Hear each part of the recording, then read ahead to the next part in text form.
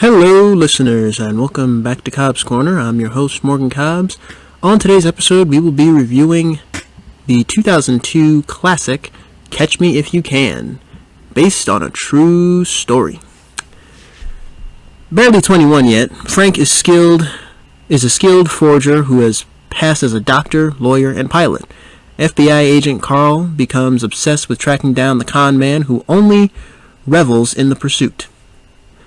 The film is directed by Steven Spielberg, written by Jeff Nathanson, the Frank Abagnale Jr., and Stan Redding. Stars Leonardo DiCaprio, Tom Hanks, and Christopher Walken. Bit of the storyline. A true story about Frank Abagnale Jr., who before his 19th birthday successfully conned millions of dollars worth of checks as a Pan Am pilot, doctor, and legal prosecutor. An FBI agent makes it his mission to put him behind bars. But Frank not only eludes capture, but revels in the pursuit. Let's go to Cobbs Corner.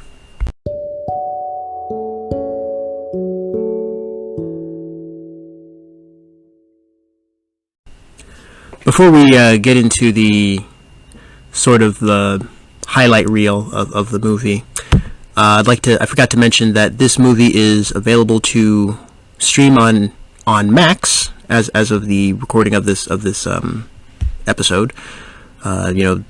It's not called HBO Max anymore. It's called Max, and you can stream Catch Me If You Can on Max. So, on with the highlight reel. So, Frank Abagnale, at the start of the movie, he's either 16 or 17, and his father, played by Christopher Walken, Frank Abagnale Sr., gets an award from the Rotary Club, and his father, during his speech, his father says, 2 mice fell in a bucket of cream, one gave up and sank to the bottom, the other swam so much that he churned the cream into butter and escaped, or turned the butter into cream, I don't know. Yeah. So yeah, I guess an analogy of you could just give up in life given the circumstance, or you could actually work your way out of your circumstance, and survive. But yeah, that's kind of the start, and then eventually his father gets caught up in something illegal. His mother's from France originally. His parents met during World War II, I think, and so they met during the war, and they got married. She came back to the States, and after his father gets caught up in something illegal, some money laundering or whatnot, his parents divorce, and as the lawyers are at the house, they ask Frank Abagnale Jr., the main character played by Leonardo DiCaprio, which parent he'd like to stay with. He just runs away. At that point, he just runs away from home, and runs away from home, and then develops these fake identities. Develops these fake identities. He tries cashing a check, but then it bounces back, and then he ends up having to go back home. His parents sell the house. They move to a new neighborhood, and then one day at school, at the new school, Frank shows up to the French class, and he poses as the substitute teacher.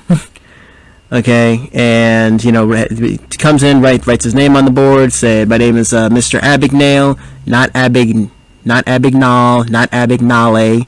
Everybody take your seats. Open your French textbooks to page to chapter 8." And so yeah, that was the first of many fake outs that he had. I can think of another time where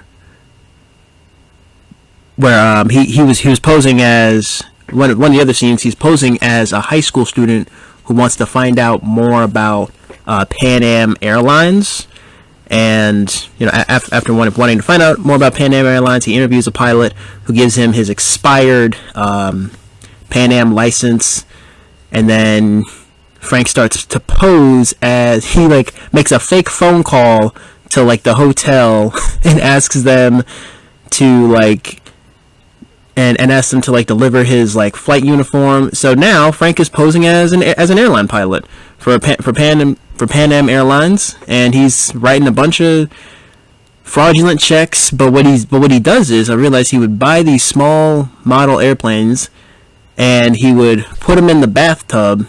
I think he'd soak them in hot water, so that the logo would come off of the back of the airplane, and then just go onto the check. Honestly, the ingenuity of Frank Abagnale. I understand that this movie's not only based on a true story, but it's also based off of a book. I know Mr. Abagnale also wrote an entire book about it. So yeah, but I mean, just the ingenuity, it's okay. So yeah, then he flies around the world as a pilot for a bit, and then eventually he comes face to face with Carl Hanratty, played by Tom Hanks.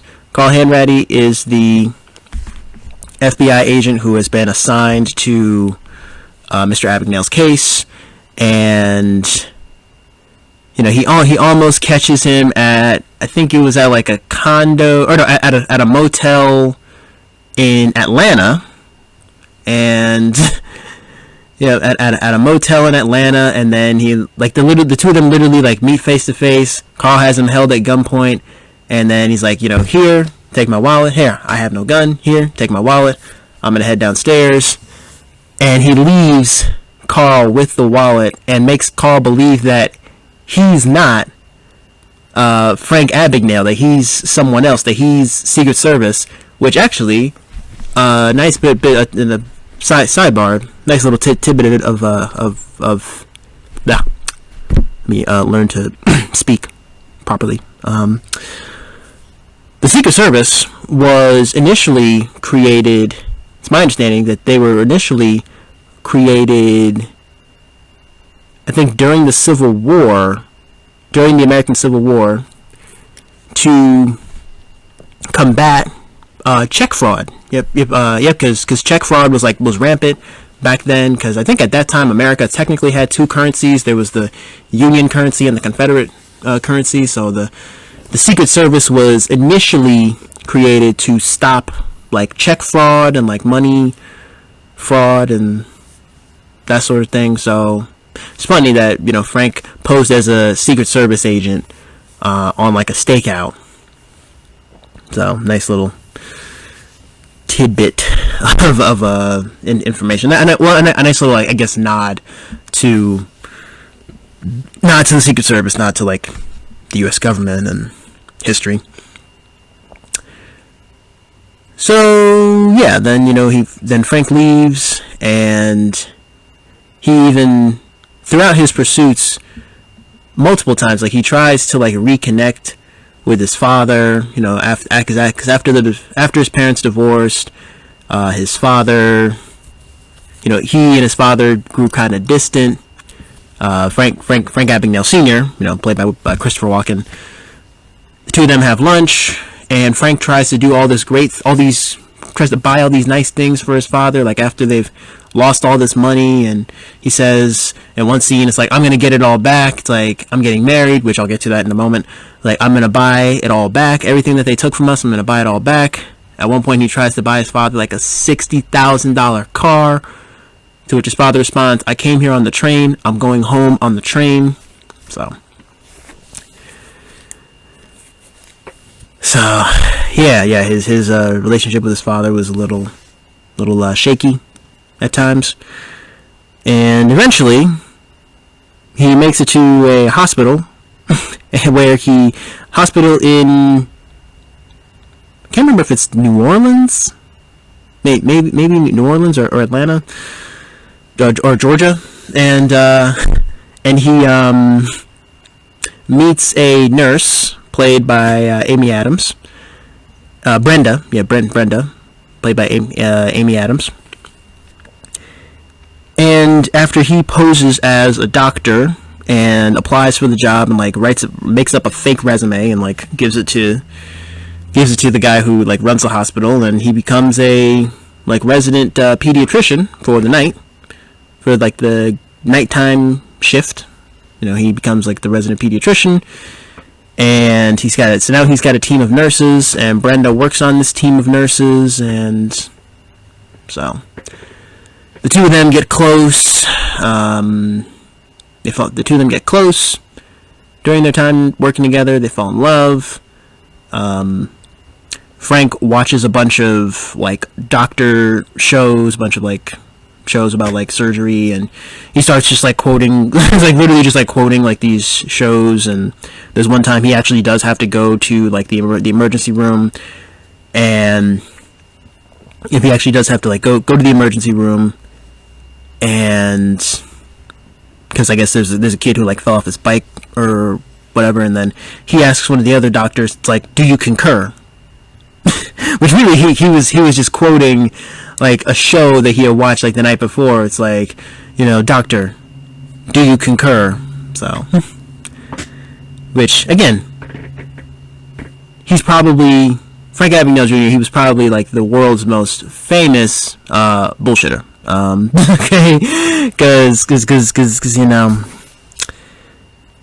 I mean he was able to sound professional, like he was able to sound like he was smarter than he actually was. Like there's one point where he actually calls Special Agent Hanratty, and I think on like Christmas Eve, and he tells Carl how it's like people only believe what you tell them.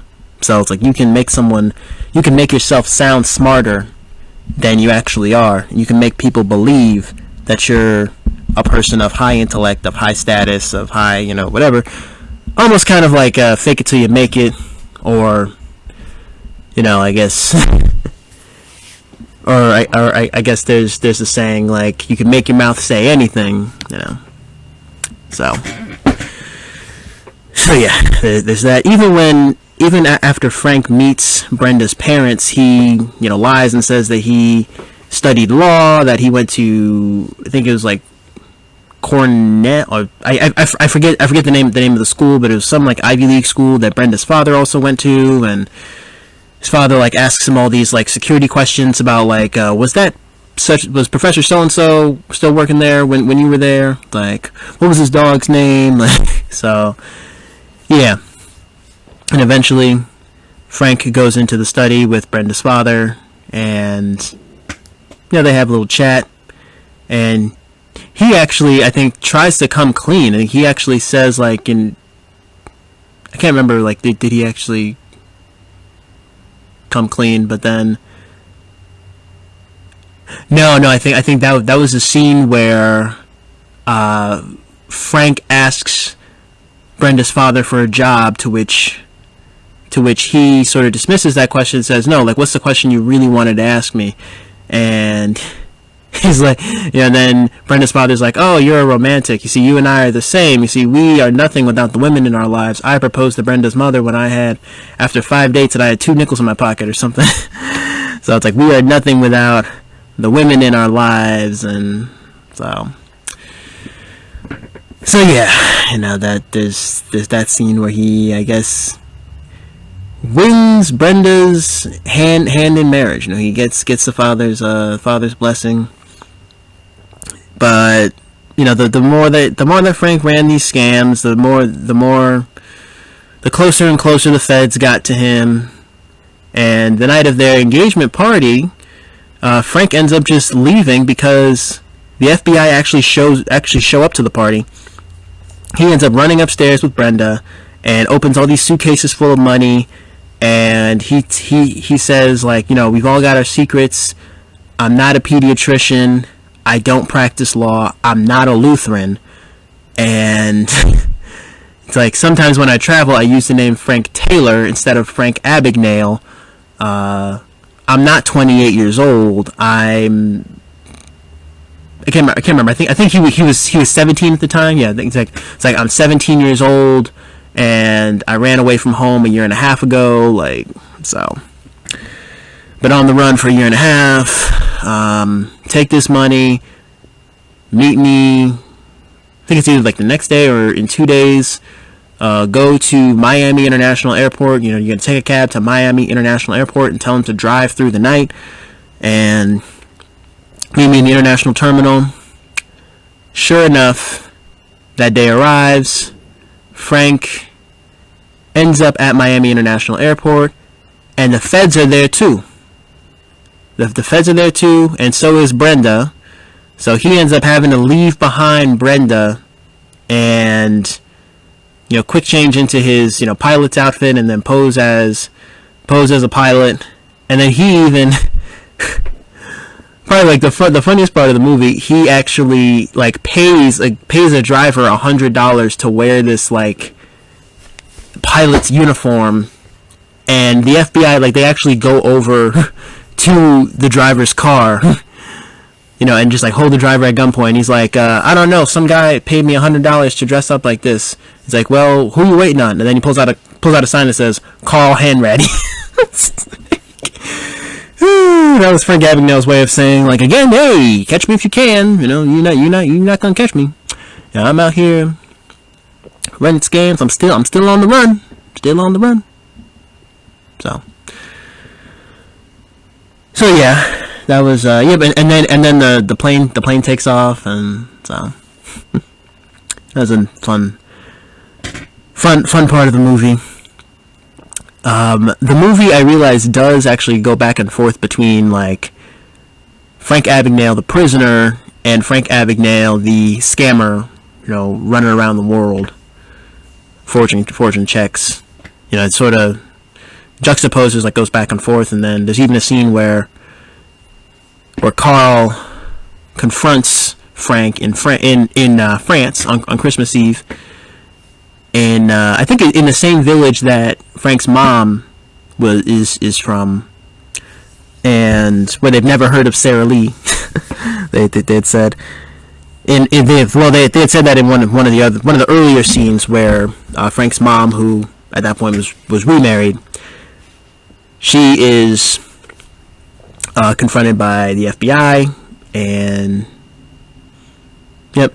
she finds out that her son has been forging, like, it's about like $1.5 million at that point in like fraudulent checks. So Carl and Frank meet face to face in France at the factory where the checks are printed, and Carl says that he will have him extradited back to the United States. Frank's apprehended by the French police department and detained in France. But Carl said, look, they're going to kill you. I will have you extradited back to the United States. And after I think in the opening scene, Frank, like, faking a cough, faking being sick, and you can see that some time has passed because I guess Leonardo DiCaprio, they must have filmed, I don't know if he wore a wig or if they filmed these scenes like out of order, and they filmed if they like filmed all the scenes that take place with Frank Abagnale as a teenager. They filmed those scenes earlier and then filmed all the other scenes with Frank Abagnale as a prisoner, and like later on in his life later, and then just put them earlier in the movie. Because DiCaprio's hair was longer. I think he grew a bit of a beard, so we can see Frank Abagnale in that like solitary confinement in France, him faking being sick. Well, we don't know. I don't know if he was faking or if he was being real. He's all coughing. It just won't stop coughing, and then they go to get him a doctor, and then he still like escapes. But eventually he does actually get detained and brought back to the United States. On the flight back over to the U.S., he's sitting with Agent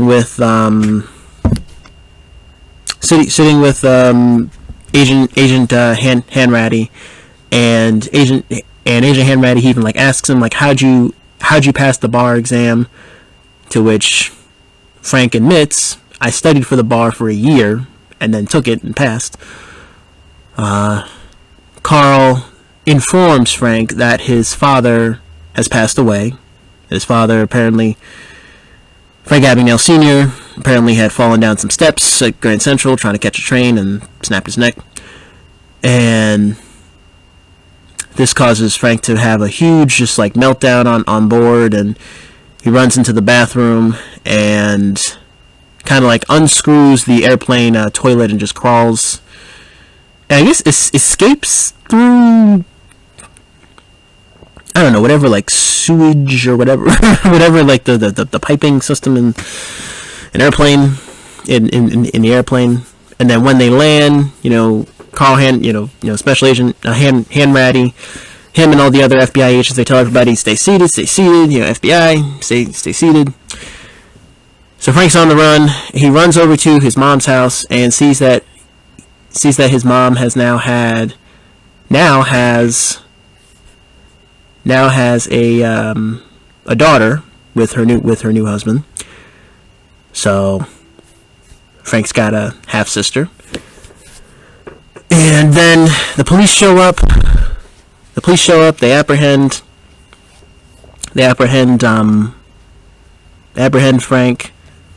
I think at this point it's Christmas Eve. They apprehend Frank, and he is sentenced to, I forget exactly what his exact prison sentence was, but he's sentenced to prison at like a federal prison in Atlanta, and he's recommended to remain in solitary confinement for the entirety of his sentence, due to his violent anti-government tendencies and, his complete disregard for like U.S. laws, essentially. And so yeah, he ends up getting locked up, and Carl goes to visit him a few times in prison, and Frank is actually able to analyze one of the checks that Carl presents to him, and he's able to identify how it's a fraudulent check. And this leads Carl to begin to kind of work something out with like the FBI and with the courts to maybe get Frank an early release or get him out on like parole. Or so there's one scene where he's in an interrogation room and Carl brings him like some fraudulent checks, and Frank is actually able to analyze them because he's like the foremost authority on like check fraud. Eventually they have him released from prison, but he is in the custody of the FBI, and for the remainder of his sentence he has to show up to work 8:15, leaves at 5 o'clock. You get 45 minutes for lunch, and he begins to work in check fraud, and that becomes his new profession. He has that pretty much becomes his second chance at life, is instead of running rampant, just doing all these scams and making all this money illegally, he is now able to actually make some money legally working for the U.S. government. He's an employee of the U.S. government, and he's working check fraud. Working check fraud. He's doing check fraud, analyzing the border and like the weight of the paper, If so at that point they realized that this man really has an eye for this sort of thing.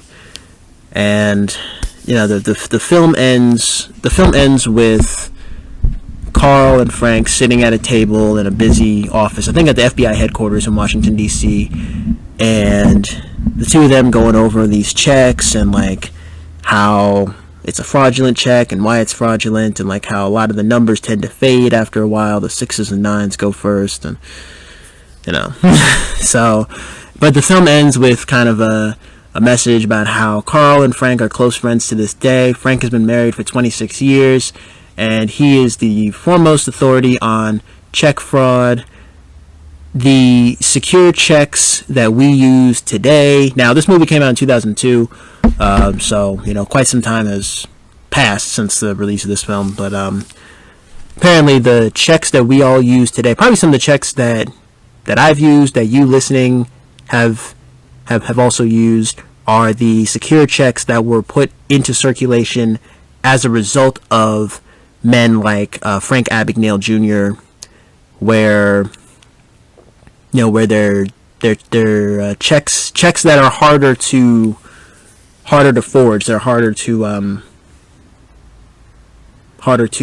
have fraudulent copies of. So yeah, this is nice little coming of age tale about growing up and taking life seriously and taking responsibility for your own actions, taking risks, but also understanding that every action that you take in life has consequences. That there are consequences to everything you do in life. Frank Abagnale, he could have gone to jail for the rest of his life for crimes that he committed when he was like 16, 17 years old. They decided not to try him as a minor. They decided not to, despite his plea to be tried as a minor, they tried him as an adult, and he was initially convicted. So yeah, if you're gonna, whatever you're gonna do in life, make sure you're staying safe, staying legal. This movie is based on a true story, and it just goes to show the potential that all of us have to achieve greatness if we apply ourselves. Like if we apply ourselves, we all have the potential to achieve greatness, to achieve great things. But be willing to take the risks, be willing to take chances, and like I said in my Fight Club review, have no fear. Have no fear, but don't be reckless. Understand that your actions have consequences. Really, I think that's like the moral of like the story is your actions have consequences. Overall, I'd give this movie like a solid 9 out of 10. Solid 9 out of 10, Spielberg film, Spielberg, one of my favorite directors. It's got Leonardo DiCaprio, Tom Hanks, a lot of A-list stars. So, check this movie out. It's on HBO Max. On to the trivia.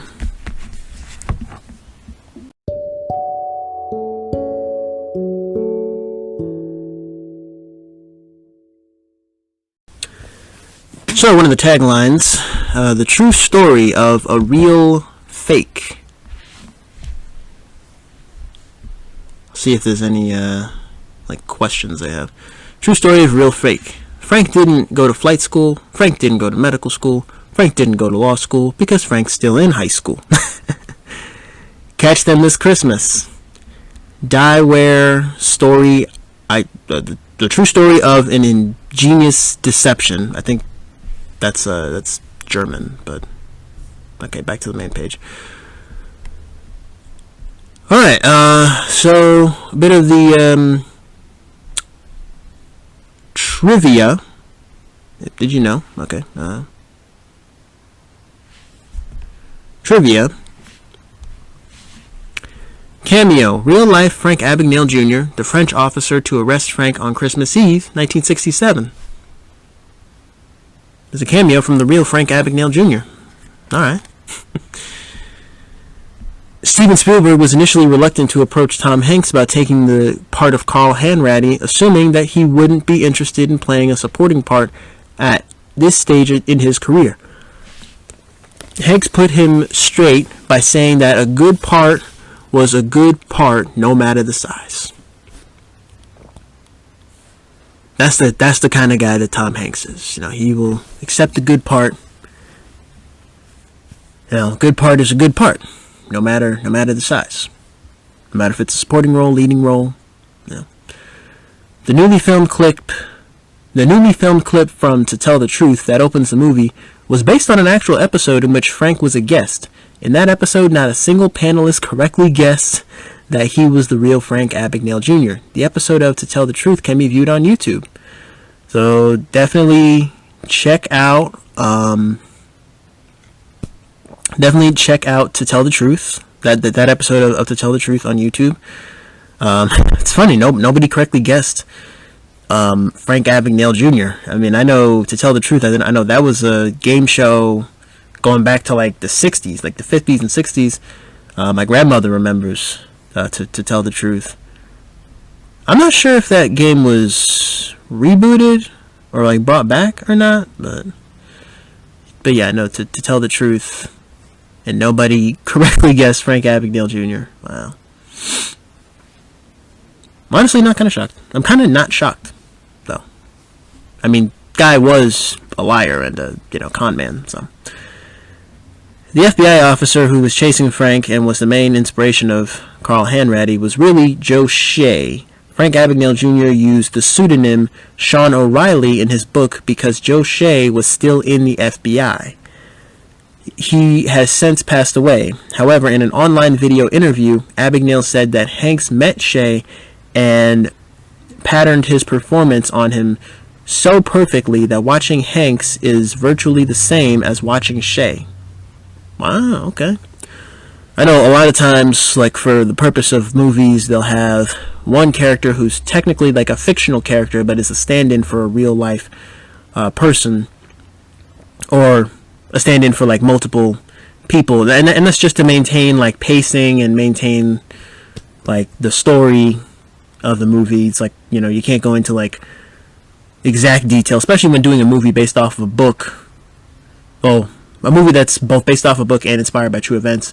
It's like you can't include every minute detail. You're gonna have to pick and choose which, and viewers are gonna have to go and read the book. It's kind of like how I remember in high school I took a class called Art and Justice, and our teacher was actually nice enough to purchase each and every one of us paperback copies of the autobiography of Malcolm X. And unfortunately, because it was only a half-year course, we didn't get to read the entire book. We read maybe like 2/3 of it, and then we watched the movie, the Spike Lee movie. And in the movie, there's a character called Brother Baines, who Malcolm meets while he's incarcerated. Brother Baines is a fictional character. He's not a real person. He's a stand-in. Spike Lee had used him as a stand-in for multiple members of the Nation of Islam that Malcolm had encountered while he was incarcerated and after he got out. So, kind of similar with, you have Carl Hanratty as like the movie equivalent to the real-life Joe Shea. So, some FBI agents did occasionally chase Abagnale, but he didn't have a relationship with any of them, and he certainly didn't call them every Christmas. As Abagnale himself points out with flawless logic, why would I do that? I don't want the FBI to know where I was. True. Cameo. Oh, Steven Spielberg's son sitting behind Leonardo DiCaprio during both parts of the airplane scene. Wow, okay. And again, usually it's the directors who will cameo, the directors who will like kind of plop themselves in the movies, plop themselves in their movies either in cameos or going back to Spike Lee, like he really just put himself in a lot of his early works. Like he put himself in She's Gotta Have It, School Days, Do the Right Thing, Malcolm X. Yeah, and he would just like plop himself in there as either like either the main character or as a supporting character. I'm not sure if Spielberg has done that in any of his films, but Spielberg's son sitting behind DiCaprio. All right, director trademark. The score was by John Williams. John Williams has scored a lot of Spielberg movies. He scored really just a ton of movies in general. John Williams, that man. He scored a lot of movies. I know Ludwig Göransson has also scored a lot of more recent movies, but a lot of older movies are scored by John Williams. At the beginning of the film, Carl shines a flashlight on the captured Frank Abagnale Jr.'s face. Oh. Okay, I guess that's a director trademark. I'd have to go back and watch some of Spielberg's other movies, but okay, yeah, beginning of the film, yeah, Carl shines a flashlight on the captured Abagnale Jr.'s face. I guess that is a director trademark of Spielberg. Conversation between Tom Hanks and Amy Adams in the bedroom at the engagement party. Okay, another trademark.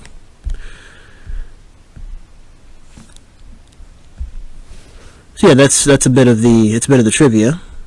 Onto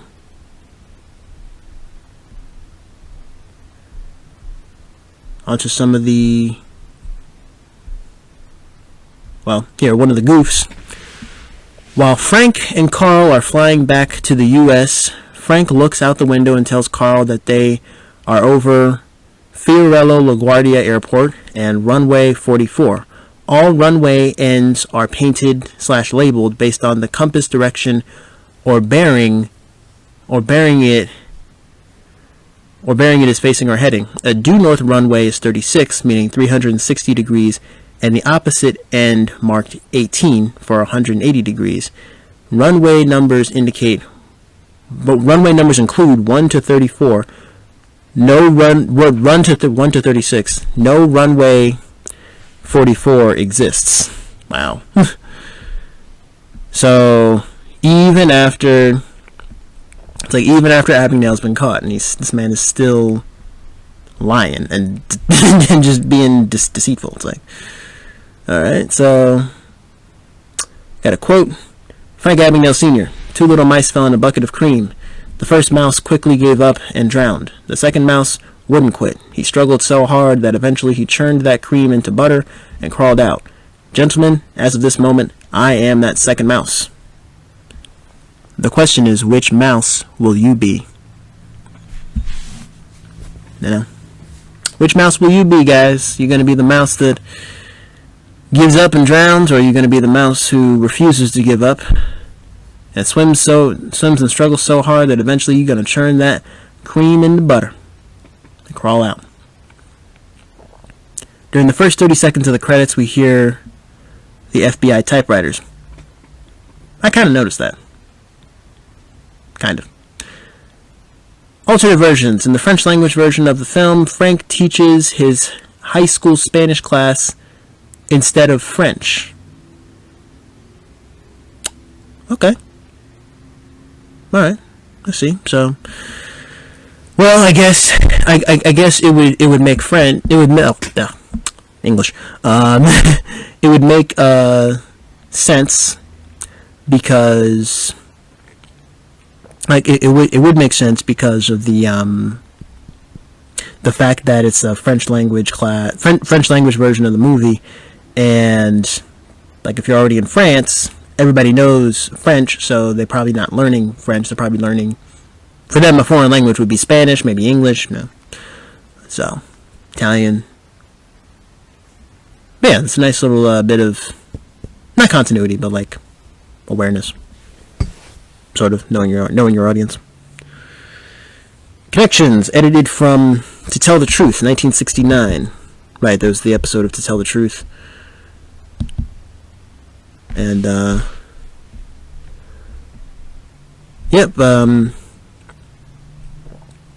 opening scene shows Frank Abagnale Jr. as the subject of To Tell the Truth.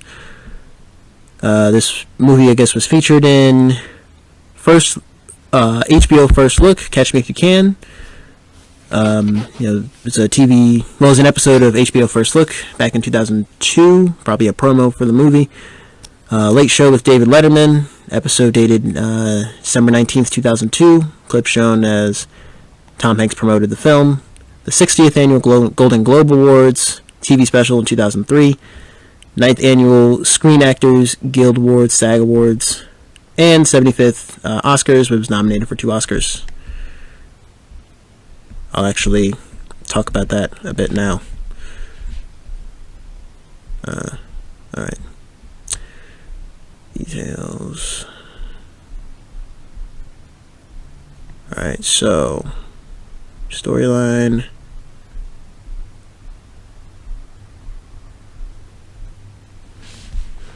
The movie was nominated for 2 Oscars, 16 wins, and 46 total nominations.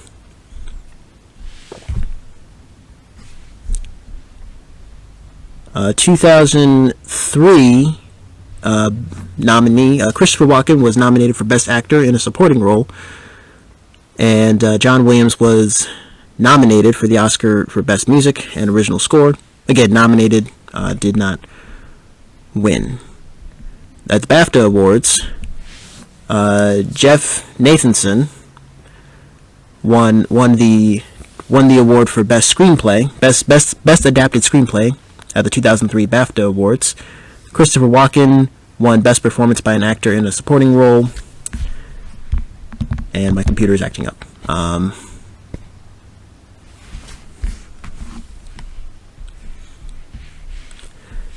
John Williams did win the BAFTA. Well, he was nominated for a BAFTA, the Anthony Asquith Award for Film Music. Nominated, did not win. Mary Zafres, nominated for Best Costume Design. Grammys. 2004, John Williams was nominated for Best Score Soundtrack Album for a Motion Picture, Television, or Other Visual Media. British Animation Awards. The film won Best Film/TV Graphics for the main title at the BAA's, British Animation Awards. Ottawa International Animation Festival. Oliver Kuntzel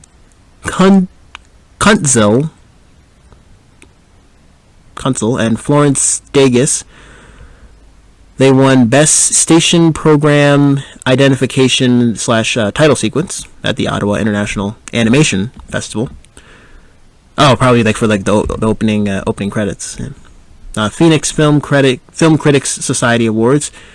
2003, John Williams was nominated for Best Original Score, and the film won Best Use of Previously Published or Recorded Music. Critics' Choice Awards. The film won Best Picture in 2003. Steven Spielberg won Best Director, and John Williams won Best Composer. And there's a ton more that I'm not going to get into. Alright, so yeah, that's a lot of the awards. Me personally, I really don't pay that much attention to the Oscars and to the award recognitions, because really, it's a lot of the movies that maybe just get nominated for, Oscars. They get nominated for, the big ones, Oscars, the Tonys, what have you.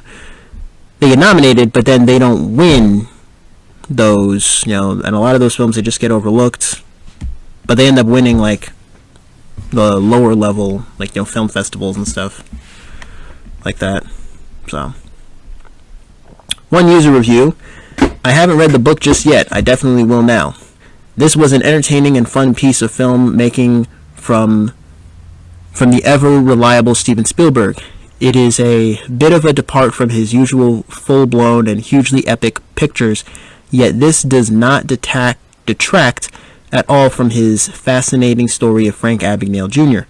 I was interested in this man before I'd seen the movie, and it only served to increase my interest. Although it is important to remember, as with any such film, that this is only inspired by a true story and not told word for word from one, the plot is fascinating and keeps you laughing, crying, and wondering until the end. Frank Abagnale Jr. is an astounding and interesting character. The real-life Abagnale originally said that he did not believe DiCaprio to be suave enough to play the role, but he certainly does pull it off. DiCaprio's acting is superb and totally believable as a man who could lie to, deceive, and con everyone he met without once losing any of his charisma or charm. Hanks is also excellent. He plays the role of the obsessed FBI agent well, and also with a likable quality. The interaction between these two characters was great. It was interesting to see a budding relationship slowly build between two characters who were actually positioned against one another.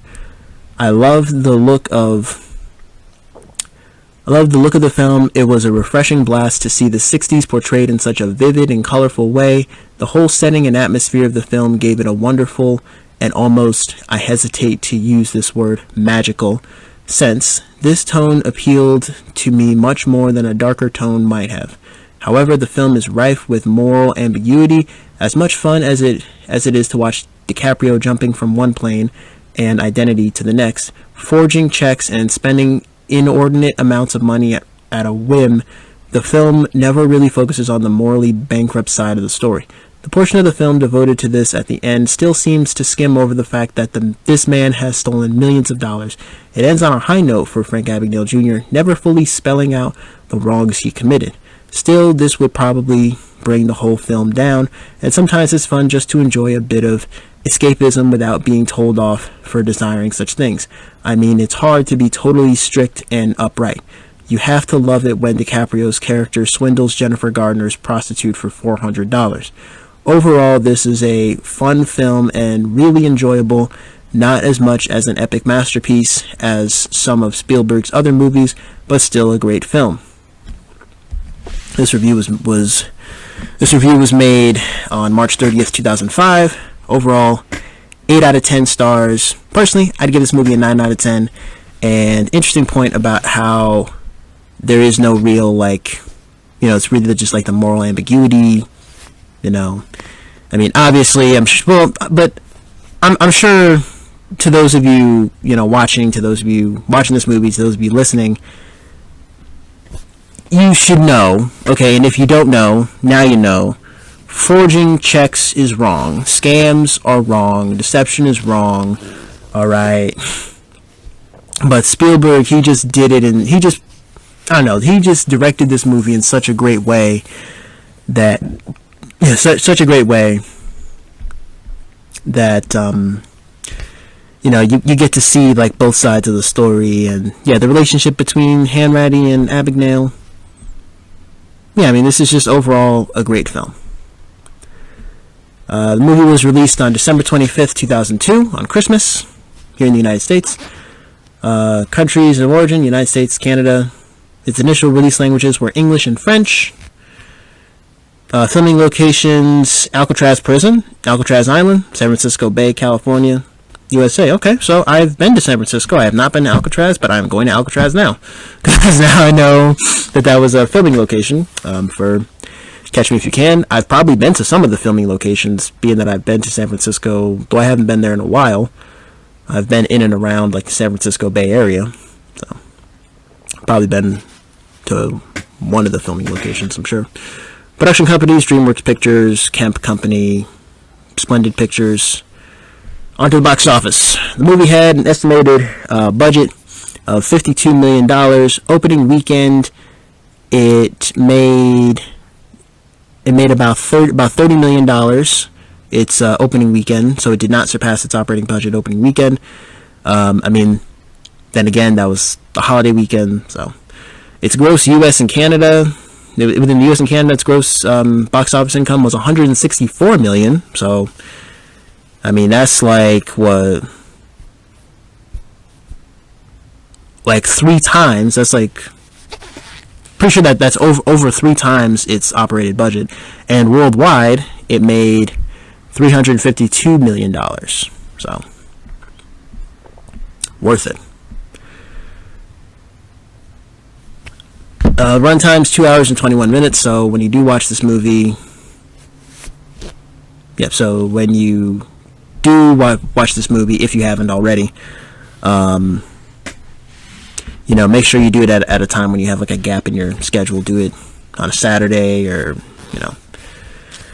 it on a Saturday or on Friday night.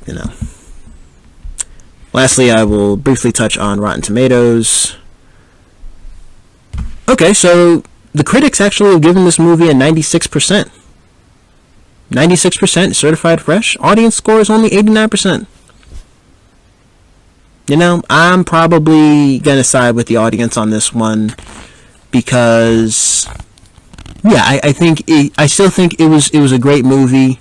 It's a movie based on a true story, and all these movies, again, none of these movies are told word for word. You know, they're inspired by true events. A lot of them are based off of novels. So this movie's based off a memoir. You know, so whether if you lean towards the 89% or the 96%, I think we can all agree that this movie is a great film. Some of Spielberg's best work. You know, kind of a departure from his usual style of directing. But he's a director with range. Critics' consensus, with help from a strong performance by Leonardo DiCaprio as real-life, wonderkind con artist Frank Abagnale, Steven Spielberg crafts a film that's stylish, breezily entertaining, and surprisingly sweet.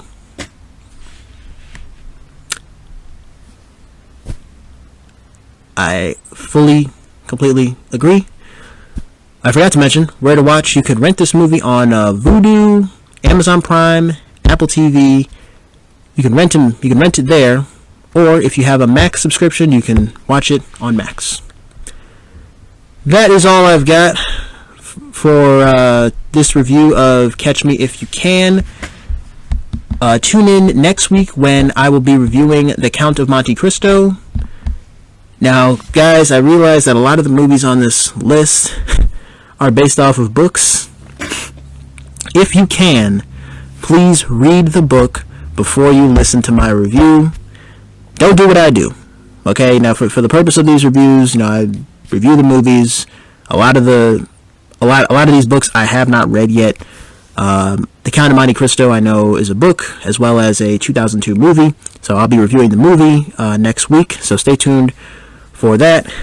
If you listened all the way to the end of this episode, I greatly appreciate it. Be sure to give us a like, comment, subscribe to the YouTube channel, and turn on your post notifications on YouTube and on all listening platforms, because I drop a new episode every Friday morning at 10 a.m. Eastern Standard Time, and you definitely don't want to miss out. Give us a 5-star review on all listening platforms. And as always, I hope you guys enjoyed your stay here at Cobbs Corner. I will talk to all of you in the next episode. Peace.